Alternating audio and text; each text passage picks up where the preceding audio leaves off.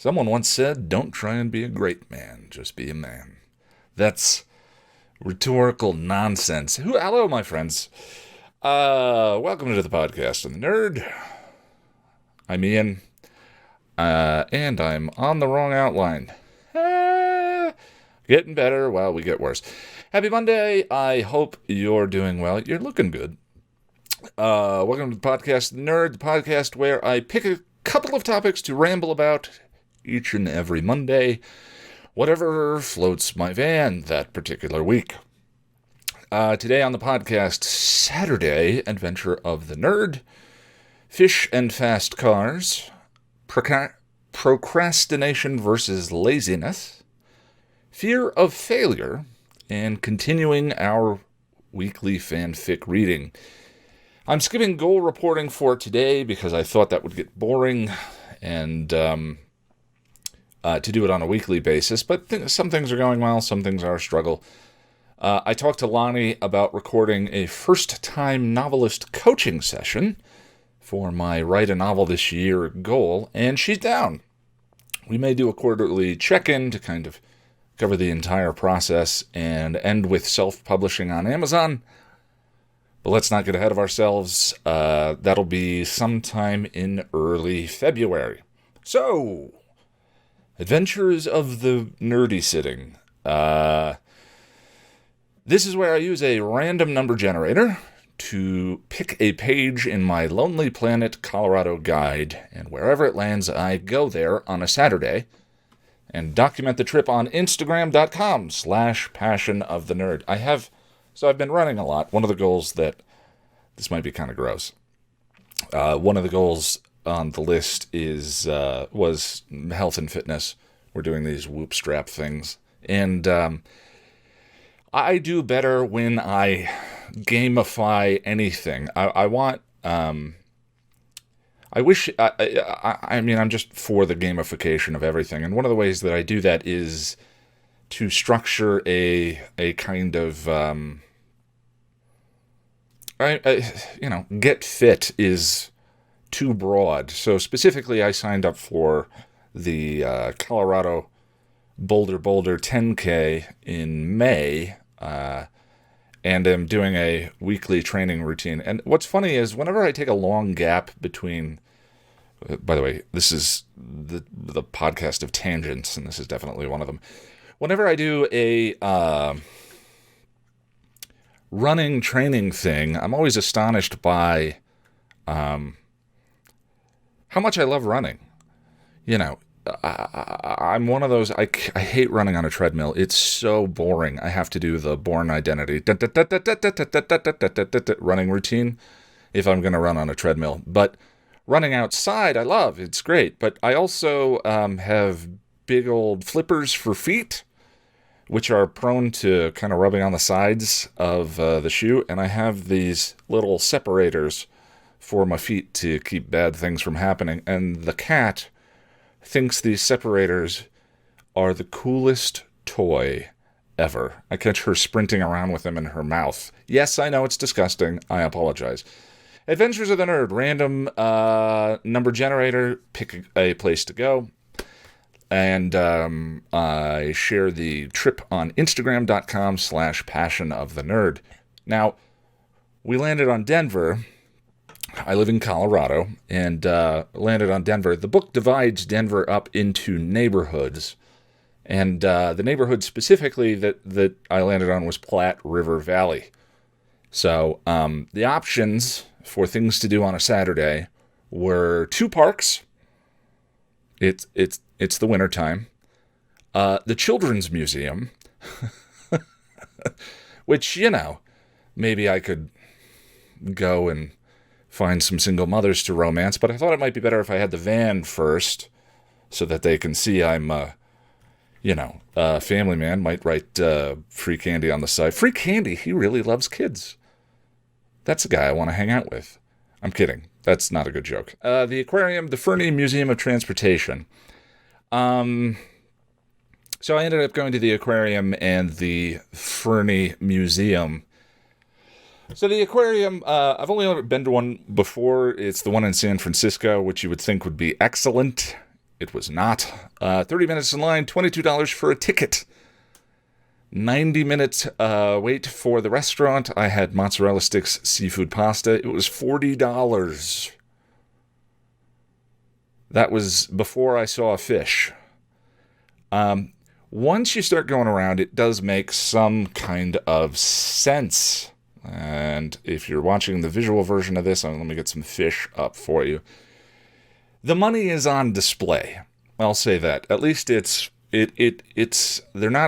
they're gouging you, but it's not, but the money that they're taking from you appears every place. It was a nice collection. It's very well maintained. There's lots of good exhibits for kids. There were a lot of kids, of course.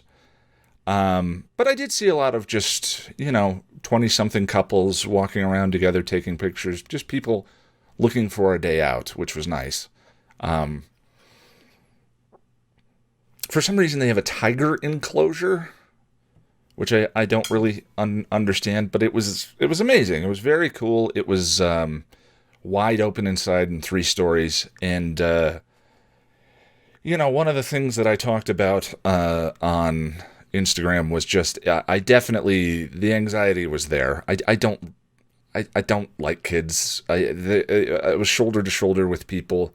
You're having to wait to walk any place. I didn't try and get too close to the glass for a lot of things because, there were kids there.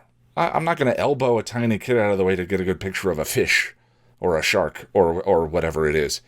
So it was okay. But the thing is, I kind of think that,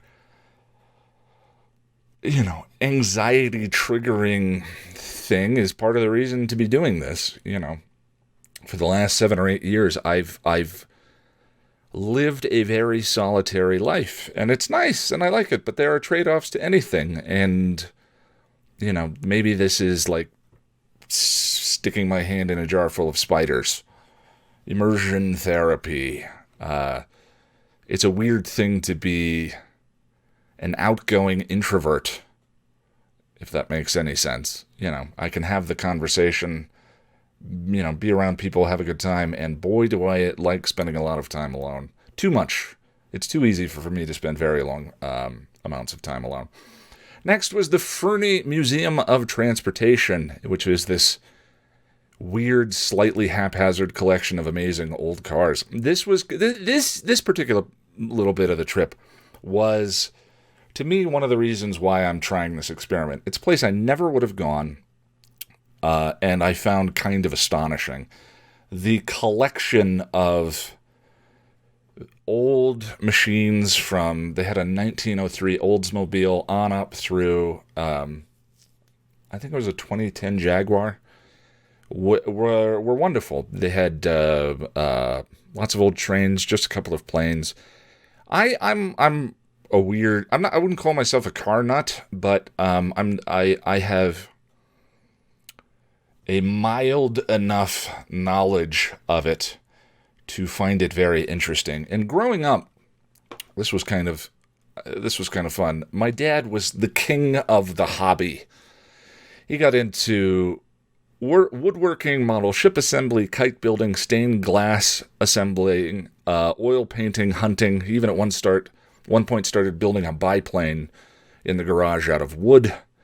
And before I was born, he was restoring what he always said was his favorite car, which was a Jaguar XK120. And for the first time in my life at the Fernie Museum, there was a fully restored XK120 there that I got to stand next to. And I ended up sending him a bunch of pictures, and it was a lot of fun. All right. I'm loving Adventures of the Nerd. The nice thing is, I just love, I randomly choose the next thing that I'm going to watch a lot of times, I hate that paralyzing. They say that there was an experiment done where these people go into a store. I can't remember the exact nature of the experiment. These people go into a store, and when they're done, they're given one group is given a choice of awards, or a choice of presents to take. They can take one of three options, and another group gets one option as a bonus when they leave the store. And at the end of the week, they measured people's reported happiness with either the group that got the gift but could have picked something else versus the group who just got the gift. And the group who just got the gift always reported more happiness than the people who had a choice of what gift to have. And I feel like that phenomena plays out in many different areas in life. Obviously, I believe choice is, the fundamental basis to a rich and meaningful life. But when it comes to choosing a place to go on a Saturday or choosing what I'm going to have for dinner, I kind of enjoy the benefit of the random decision. Anyway, we're not doing a selection this week because we've got the Patreon on Saturday. So I wanted to talk a little bit about procrastination. Staple of the community, Boris, defrosted robot, posted a quote on the Passionate Nerds Discord from an article by David Kane called "Procrastination is Not Laziness." And I want to read it here. It turns out procrastination is not typically a function of laziness, apathy, or work ethic, as it is often regarded to be. It's a neurotic self-defense behavior that develops to protect a person's sense of self-worth. You see, procrastinators tend to be people who have, for whatever reason, developed to perceive an unusually strong association between their performance and their value as a person. This makes failure or criticism disproportionately painful, which leads naturally to hesitancy when it comes to the prospect of doing anything that reflects their ability, which is pretty much everything. All right, so that's pretty spot on. I shared the quote on Twitter along with some personal thoughts, and there was enough interest that I thought I would bring it up here and kind of run through some of the things that I mentioned there. So, first of all, generally speaking, I was a terrible student. I did very well in stuff I cared about, and poorly in everything else. Worst grade I ever got was a D in German. My dad hit the ceiling. So, that pattern persisted into college, but the saving grace in college is you specialize.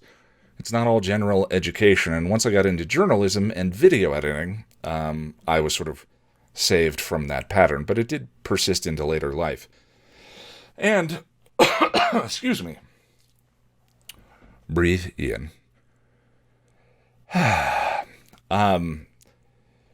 Sophomore year in high school, I transferred out of an English class I was doing poorly in with a teacher who was a bit of a stickler, to another one that liked me and let me slide on assignments here and there.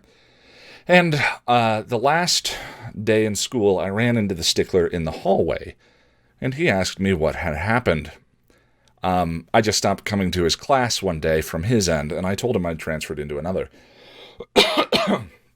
And he stood there in the hallway, looked at me for a minute, and then said, when you get older, you're going to be very liked. People are going to look at you and say, "Man, Ian's great, isn't he? I just wish he could do the work." You're never going to succeed at a job because you just won't do the work. And at various points in my life, after different jobs at different companies where I might have struggled for one reason or another, those words kept coming back to me. And I always thought the problem was, because people had said this to me over and over again, that I was lazy. I was lazy. I just didn't try hard enough. I watched TV. I was a lazy underachiever. And I believed I procrastinated because I was lazy. And here is the most frustrating, tooth-grinding, angering thing about what Mr. Stickler said to me. He ended up being bang on for a while. I mean, I have no idea why you say something like that to a 15-year-old kid. Why you forecast a child's life like that. It seems to me a little evil. But regardless, I kept replicating Mr. Stickler's pattern in job after job.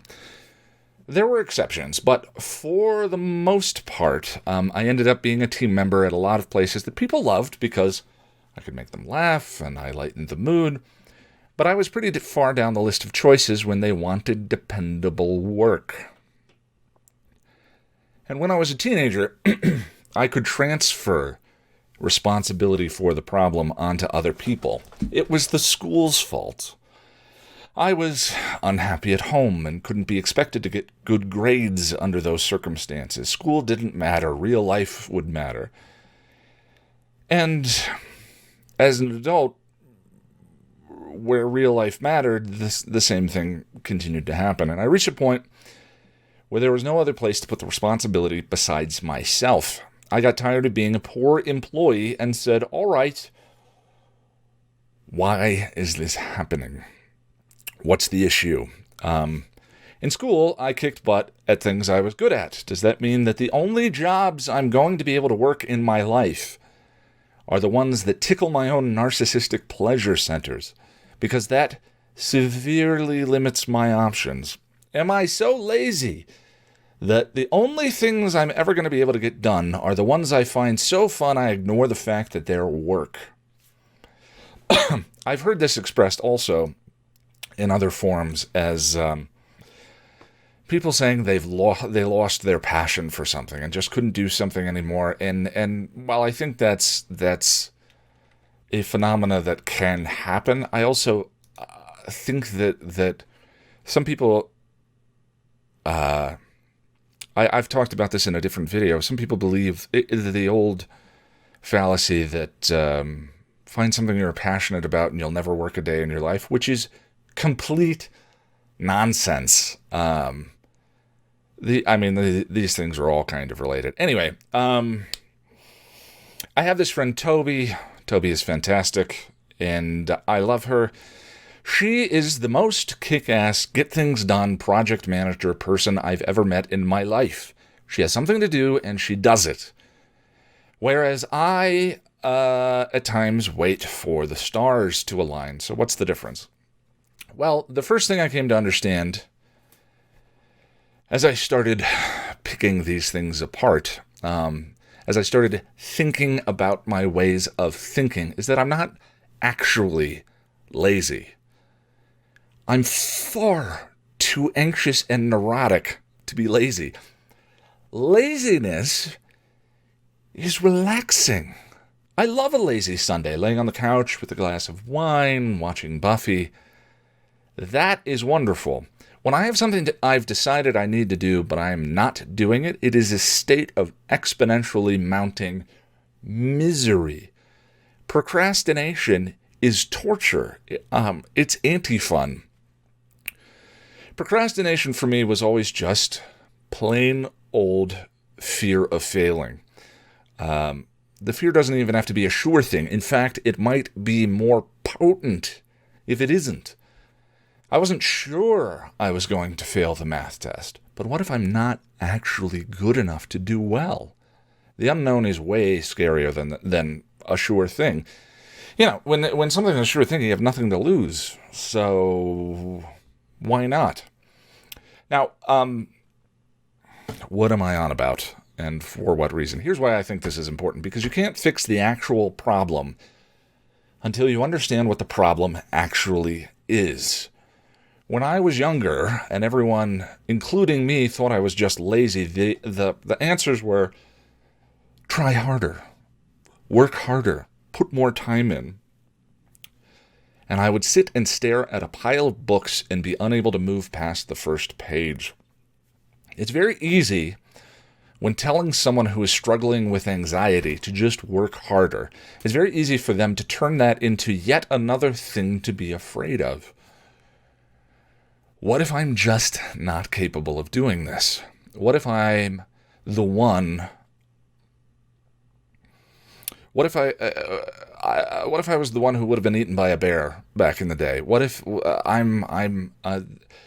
if the flaw is not fixable? Entering middle age, when I run into the problem, And now that I know what the problem actually is, I ask myself, what am I actually afraid of? And why? And what other possibilities are there than the imagined catastrophe I've attached myself as though it's for surety? Now, as an adult, I do things deliberately for the purposes of eroding my own fear of failure. Public speaking. The channel was one of those things. The podcast, this, talking to you now, is one of those things. Saturday adventures out among actual mouth breathers is one of those things. I erode my fear of failure, one choice, one decision, one creation after another. On Twitter, that spastic chick asked me, do you have any advice on how you managed that? On something you'd recommend trying to see if it works? Because, yeah, I know it's fear. I've been aware for a while. I think many of us are, but it's so how do you combat the fear, disassociate your self-worth? Well, here's the thing. First of all, I think it's a mistake to try and combat fear. Generally speaking, I don't think and everything I say is relative to me alone. I don't, I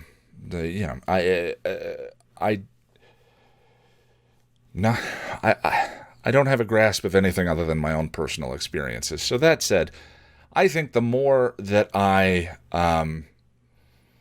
try and argue against a fear, the more I sort of use aphorisms or affirmations. No, I'm good enough. I've written good things. This will be good. The more it sort of validates and empowers the fear, because the fear is worth combating in that regard. So, I don't try and do that. If, if I'm paralyzed because something I'm writing is going to suck, there's a few things here I offered up on Twitter and a couple more and I wanted to elaborate on.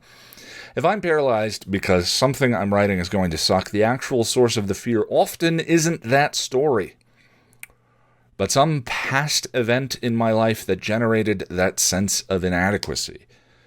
And what I'm doing is putting the past in the future, when really there is no guaranteed outcome. So sometimes it's helpful for me to tackle that mental grout. Now here's the thing. Mr. Stickler was recognizing a pattern, right? Mr. Stickler saw a pattern that was there to be recognized. He just came to the wrong conclusion. Appropriateness of saying that to a 15-year-old aside. So, me sort of carrying that with and worrying about whether or not he's right and trying to prove him wrong and all of that is just kind of a waste of time. So that's sort of what I was going for with that. Second, I always try and refocus on larger projects I've set for myself. If I get bogged down in a particular script or passage of a script or a particular episode topic, that becomes the only thing I'm capable of seeing, the sum total of my perspective. And that's when the voices creep in. You know the voices. They're going to hate this. I'm wrong about this point. This video is crap. My bubble becomes just that tiny moment and space and time. So I keep big goals to drive the small ones. I came to a point in my life where I realized I was someone who was healthier when they were making things. And for me, my fullest expression comes from making videos.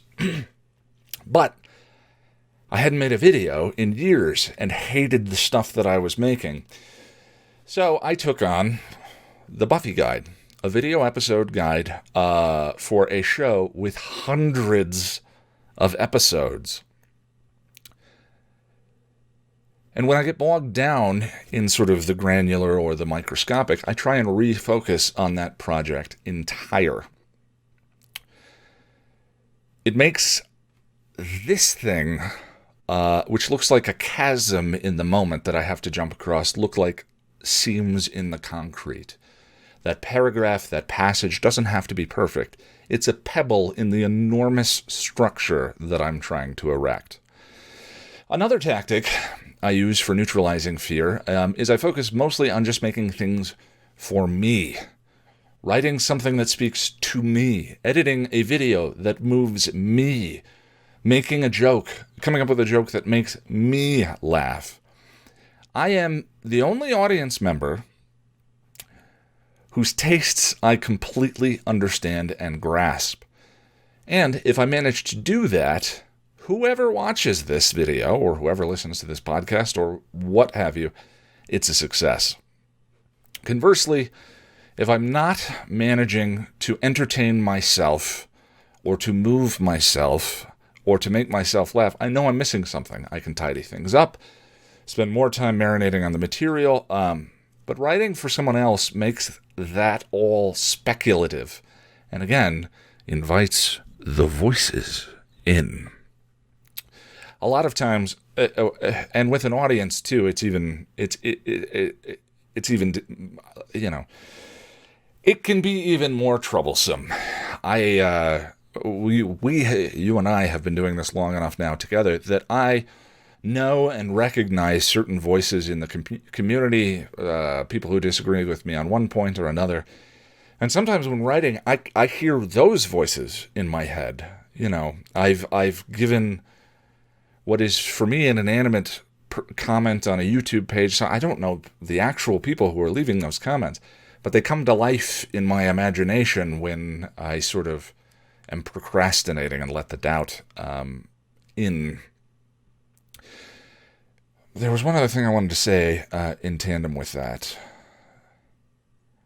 This is why I make notes. What was the thing that I wanted to say? Perhaps a bit of ice-cold water. One sec.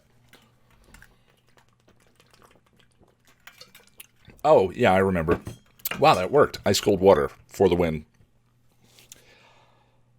In tandem with that, one thing that I try never to do is I try never to make a perfect video. I try never to make a perfect script. My goal is to create a video that has a bit in it that I really love, right? So in the history of the channel, there may be 3 videos that I really like, but there are many videos with sections that I really like. And when I can make that my focus, when I'm doing a particular script and I know there's a bit in here that I love, and I know that I'm going to love getting to that when I edit it, it creates a carrot through the stuff that I'm unsure of and allows me to move on knowing that the whole thing won't necessarily be perfect, but I'll be really happy with, the end of The Prodigal, or it's funny, I had relationships on the brain when I wrote the script for School Hard. And School Hard is one of the weirdest videos on the channel because it's one of the funniest episodes on the channel. Excuse me. But it has one of the most I don't know if it's one of the most emotional endings, but it has a very emotional ending at the end of it. And that was just because I was grappling with some feelings about relationships, and as ever, I used writing about Buffy as an opportunity to kind of sort through some things and for my own personal catharsis. And that came out in that video, which is, there are videos with emotional endings that feel disingenuous, I think. Where it's like, okay, there's a formula. There's obviously a formula. But that doesn't mean that a formula is a bad thing as long as the words are honest. Do you know what I mean? It's sort of like haiku is a structure. Writing a haiku doesn't negate the value of the thing that you're writing. It's all about the words. And the fact that I have a formula where it's the introduction and then the opening credits and then a summary and then a brief review and then an analysis and then a conclusion. And often the conclusion has a sort of soft piece come in the background and I speak in a different way and all of that. There's a formula there. But as long as it's honest, it doesn't matter, right?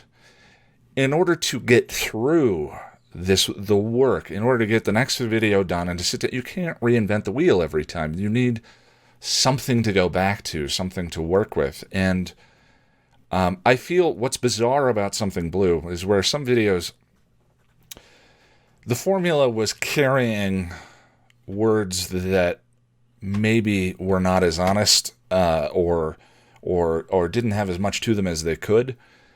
In Something Blue, I think it still works because it was honest. You know, it was the connections to the show and sort of what I was feeling and what I was dealing with personally worked. So anyway, that sort of thing I think is of use when you're doing projects of this kind is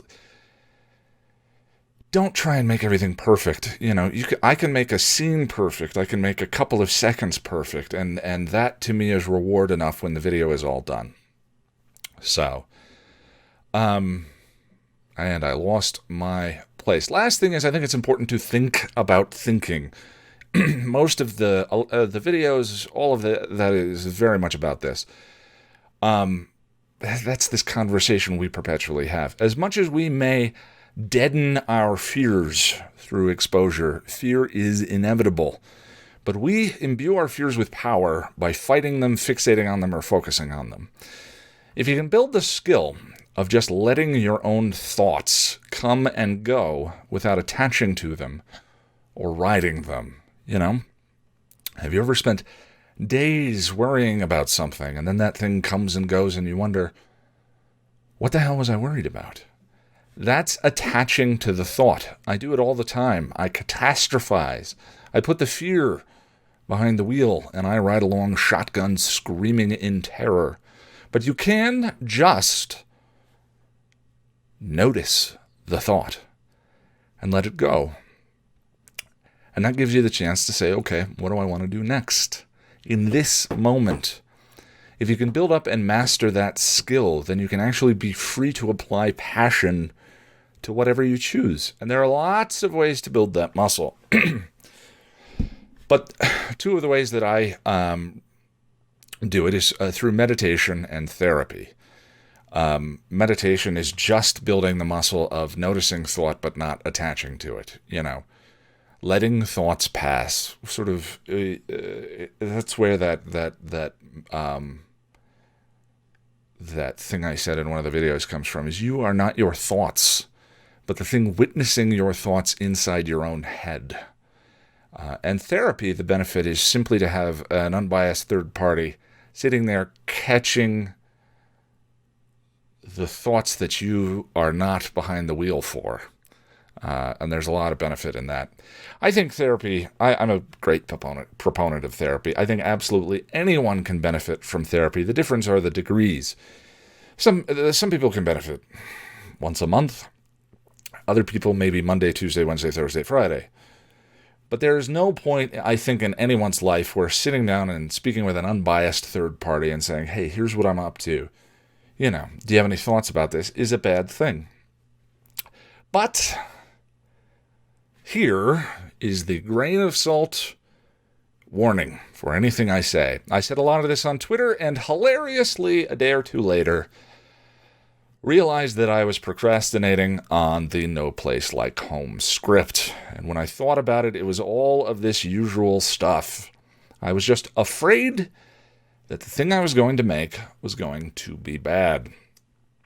Now, you know, and when you get trapped in these sort of bubbles of perspective, it can be hard for other people to understand, you know, whether or not you have a body of work that suggests, okay, you're capable and good at this, or any of that. It doesn't matter. Because inside that little bubble of fear perspective, the only thing that you can see are, you know, the things the fear are allowing you to see. This season, I've started psyching myself out about the Buffy episodes. The Angel episodes have been much more episodic. Each episode is super self-contained, with lots of spicy stuff to talk about. You know, the abuse stuff from Untouched was very important to me. Are You Now or Have You Ever Been has tons of great things to get into. And Buffy is kind of missing that in the first part of season 1. With the exception of Buffy versus Dracula, most of the episodes have felt like this slice of life of Sunnydale. Very soapy. And I was afraid that because of that, the Buffy episode guides just aren't as good. And I don't want to make something bad. So I started putting off picking up the script. And that's the cycle right there. So applying this, I started thinking about the arc entire. Season 5 has some of my favorite bits from all of Buffy, and how all of these early elements, including the Norman Rockwell slice of life bits, lead to stuff later in Season 5.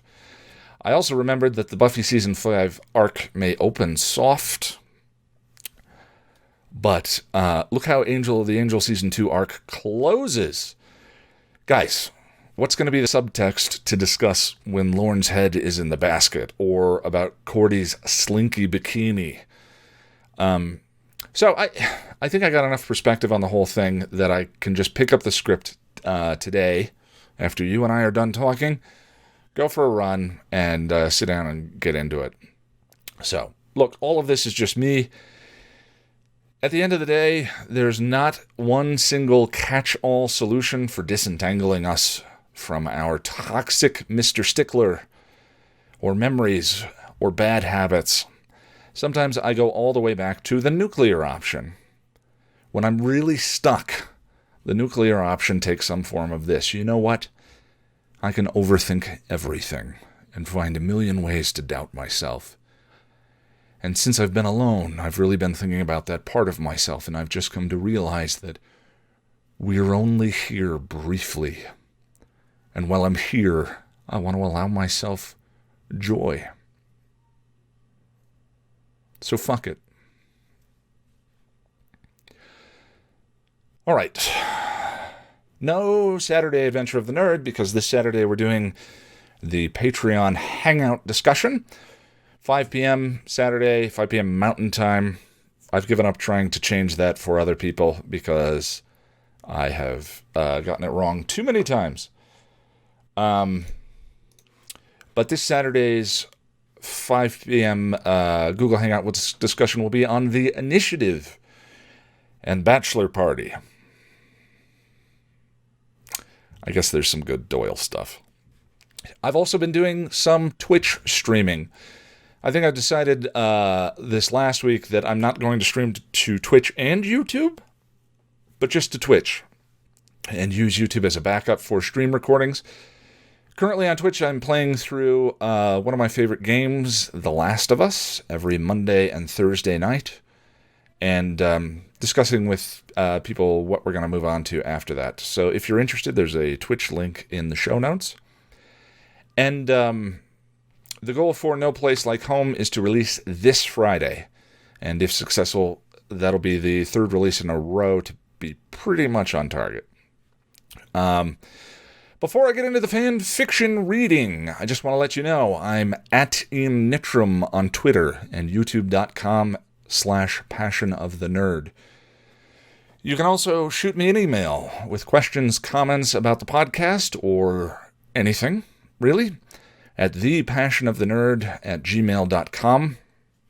If you'd like to support the channel and keep me flush with March 1st wine boxes, you can do so at patreon.com/passionofthenerd, or by grabbing yourself something at passionofthenerd.com/store. There's a suggested reading list on the store website, and we just added the TPN Angel Guide mugs that you see in the opening of every Angel episode guide, which I'm very happy about. All right.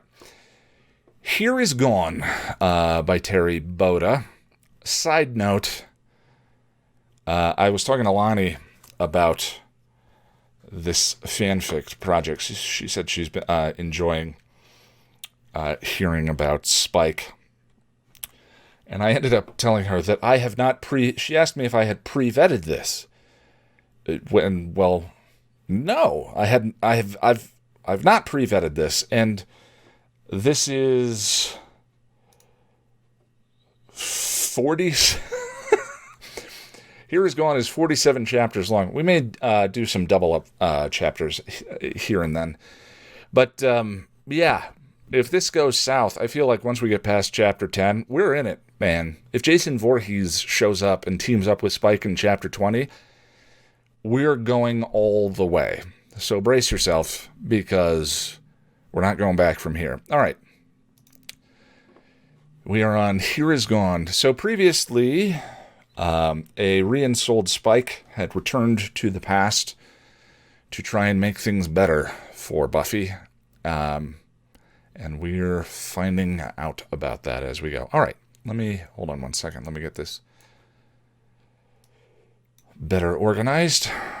There's a link to the story in the description or in the show notes if you care to read ahead. But why would you want to read ahead? I didn't even read ahead.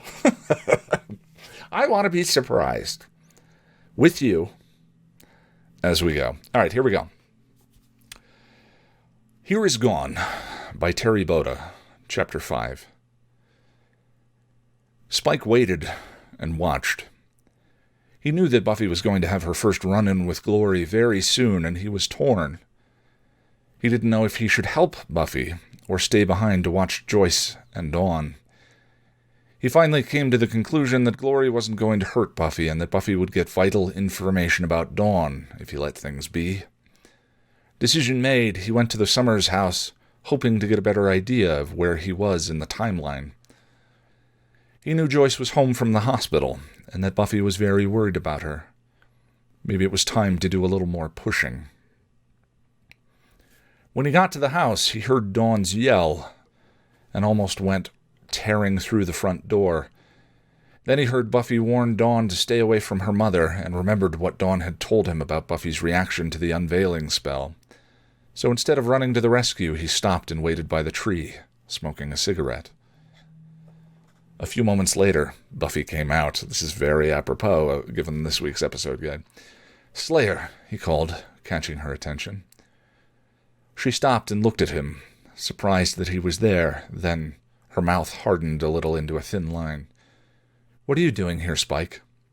He put out his cigarette, crushing the butt under his boot.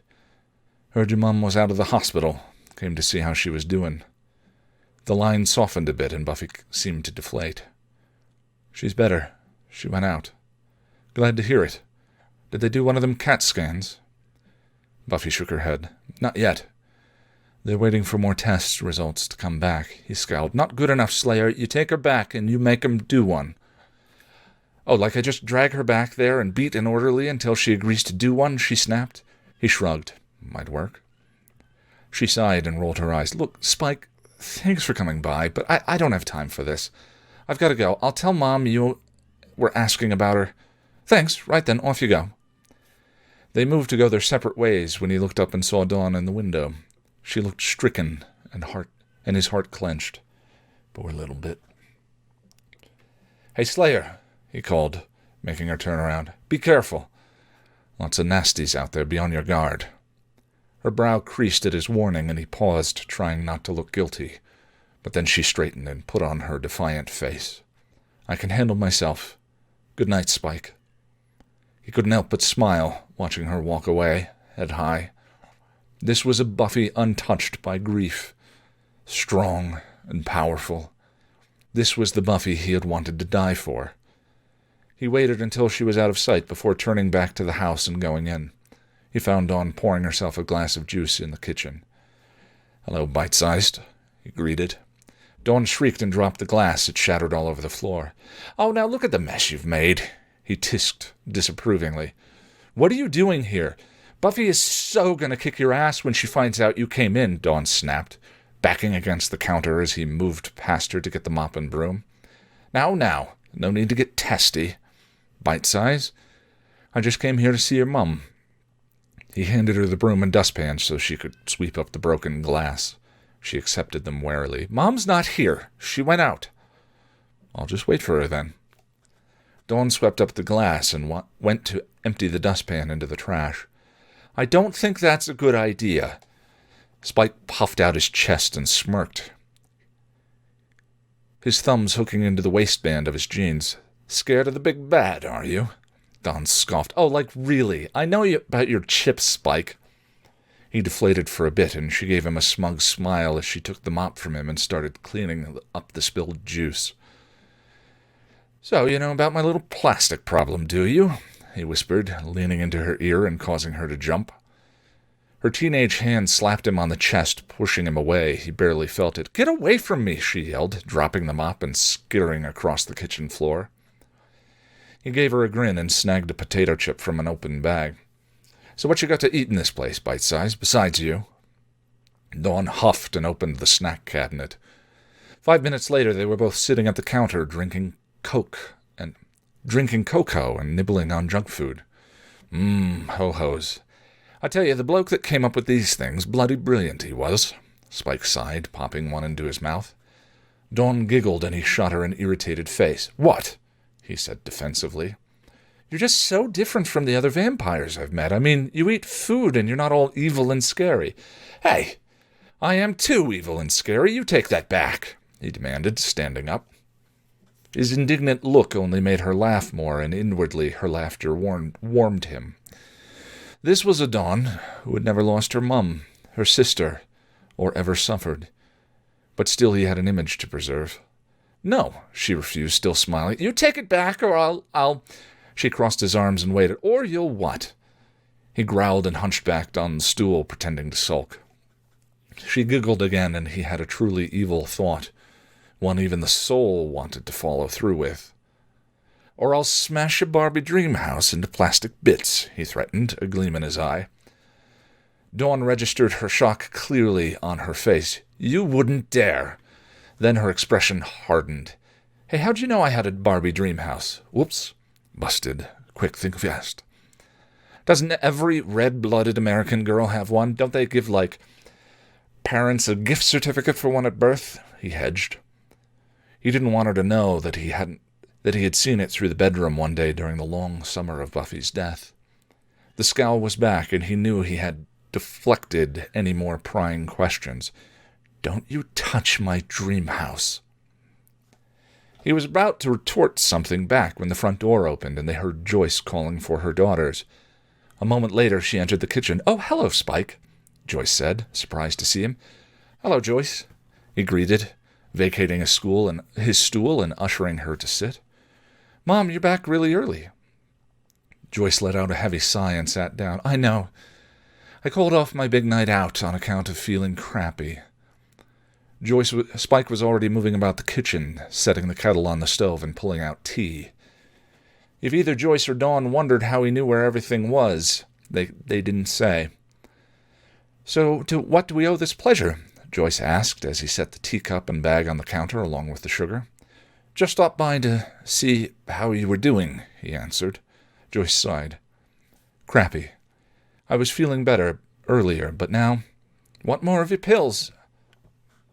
Want more of your pills? Dawn asked hopefully. Joyce put a hand on her head and winced. That might be a good idea, honey. They're upstairs. Would you get them? Dawn hurried out as Spike took a good look at the ailing woman. You're feeling poorly, Joyce. You should be back at the hospital. Get more tests. Get a CAT scan. I'll be fine as soon as I can take more pills. It's no good, Joyce. You shouldn't be in this much pain. He placed both hands on the counter and looked at her, silently forcing her to look at him. Understanding passed between them as adult met adult, and Joyce's facade faded. I have to take care of them. They can't be worried about me. Buffy can't be worried about me, she said softly, letting the fear seep into her eyes for him to see. He nodded, then patted her hand as the tea kettle went off. It'll be all right, Mum. I promise. She gave him a grateful smile and nod as he poured the water into her cup. Thank you, she said, and he knew it wasn't just for the tea. But Dawn had just returned with Joyce's medication, so he couldn't comment further. It's no problem. Call it payback for the cocoa. Here, Mom, Dawn said, handing her mother the bottle of pills. Joyce kissed her daughter's hair. Thank you, sweetie. Spike picked up the cup of tea and motioned towards the door. Why don't you go sit down on the couch, Mum? It's more comfortable in there. Joyce reluctantly agreed and let herself be guided to the living room. Dawn helped her get comfortable by arranging the pillows for her while Spike placed her teacup on the cocktail table. Then he sat back and watched the two interact, Dawn fluttering about her mother like a fledgling bird. Contentment seeped into him as he watched them, and he wondered briefly if his body had really died in that African cave, and this was now his afterlife. If it was, he wasn't sure if it was heaven or hell. So far, while not all harps and flowers, he couldn't say it wasn't nice. It certainly wasn't hell. Of that he was certain. Unless he couldn't change the outcome, and was forced to lose Joyce and Buffy all over again. Doomed to constantly try to find the way to save them, but never succeeding. Like Sisyphus in Hades. That would truly be hell. And it would show that Satan has a bloody, twisted sense of humor. He was dwelling on his thoughts when Buffy arrived home. She looked sore and tired, but the sight of her still warmed him, and he couldn't suppress a smile. Both he and Dawn stood as she came in, Dawn to snark at her sister before running upstairs and him to greet her. "She's feeling a bit poorly, Slayer," he whispered when she looked askance at him. "Gave her some pills and tea, but she needs to go back to the hospital. She needs that CAT scan." Buffy looked at him, her eyes worried and tired, and nodded. He gave her a reassuring smile, then turned to Joyce. "I'll be off, Mum. You feel better now, all right? I'll come by to check on you in a day or so." Joyce gave him a tired smile. "Thank you, Spike." He smiled back, nodded to Buffy, and left. He wasn't needed, and he could tell from Buffy's posture that she was hiding bruises. That meant she probably had had her first meet and greet with Glory, and found out that Dawn was the key. He had to get back to his crypt and plan his next move.